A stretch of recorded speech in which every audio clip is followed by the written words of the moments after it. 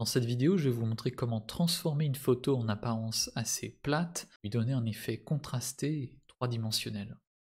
C'est une technique idéale lorsque l'on doit retoucher une photo de portrait en extérieur où le sujet n'est pas assez mis en valeur. Cela va nécessiter une utilisation assez intensive des masques. Si vous n'êtes pas très à l'aise avec cette partie de Lightroom, cette vidéo va vous être très utile. Petit aparté pour vous dire que le site web Preset Lightroom a été mis à jour récemment, n'hésitez pas à jeter un coup d'œil au site web, le lien est dans la description. Donc on commence sur Lightroom et on va effectuer quelques modifications de base sur la balance des blancs, sur l'exposition, sur les hautes lumières, etc. Pour la balance des blancs, je ne vais pas m'embêter, je vais appuyer sur Shift sur le clavier et je vais double-cliquer sur température et nuance.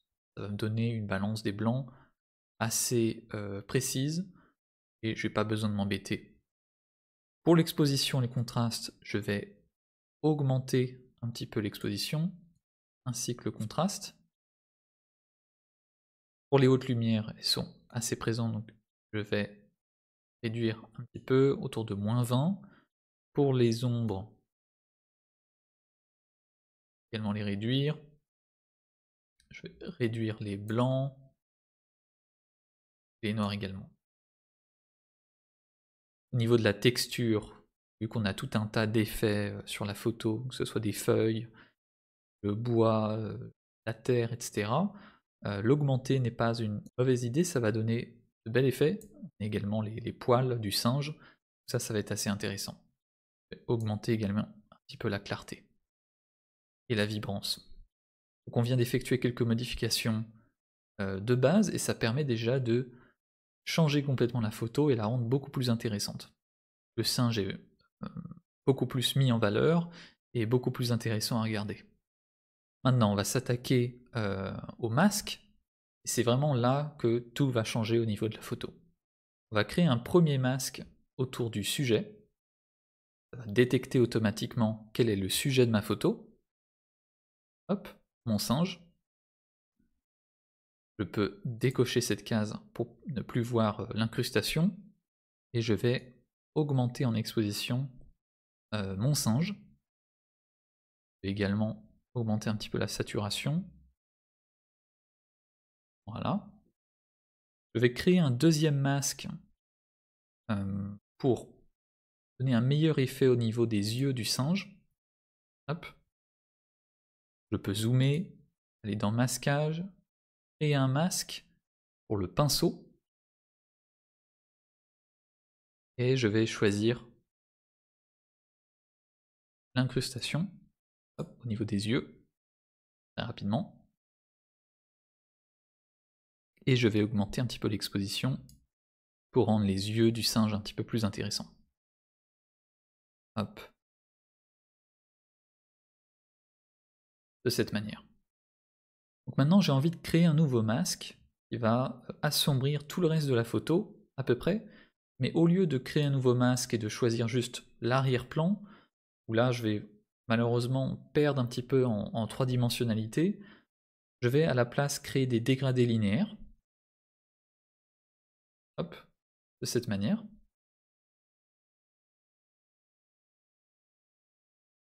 Je vais en ajouter un deuxième. Un dégradé linéaire. Je vais soustraire mon sujet, mon singe. Je vais soustraire une partie de la photo avec un deuxième dégradé linéaire. De cette manière.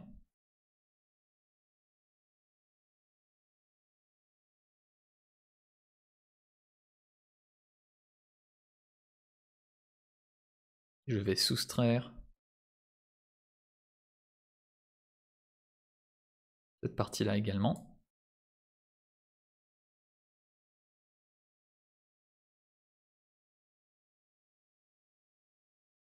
Et maintenant je vais assombrir énormément la photo.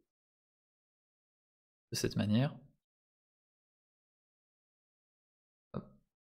descendre les noirs, descendre les ombres, augmenter le contraste, descendre l'exposition encore plus. Je vais même descendre encore plus l'exposition au niveau des ajustements de base de ma photo. Hop, de cette manière. Et je vais retourner sur mon masque au niveau du singe et remonter l'exposition de cette manière. Je vais créer maintenant un nouveau masque pour donner un effet lumineux juste au-dessus de mon singe. Comme si on avait une sorte de rayon de lumière qui touchait uniquement le singe. Pour cela, on va créer un dégradé radial de cette manière. On peut le pivoter un petit peu. Hop. Je cache l'incrustation et que maintenant j'augmente l'exposition.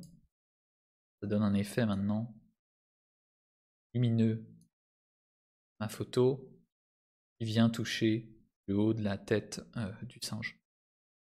De cette manière. Voilà, je viens d'effectuer quelques changements supplémentaires au niveau du color grading pour rajouter un effet bleuté au niveau des ombres et un effet au contraire un petit peu plus orangé au niveau des hautes lumières. Ok. J'ai également rajouté un petit effet bleuté également au niveau des tons moyens.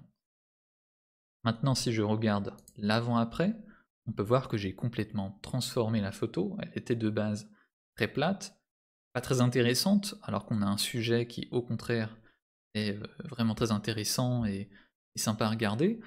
Et voilà, en quelques ajustements, quelques masques, j'ai réussi à transformer la photo, à la rendre beaucoup plus trois-dimensionnelle, beaucoup plus intéressante. C'est une technique très utile si vous avez des photos de portraits qui voilà, ne sont pas très intéressantes à regarder. Vous pouvez, à l'aide de quelques masques, transformer la photo complètement.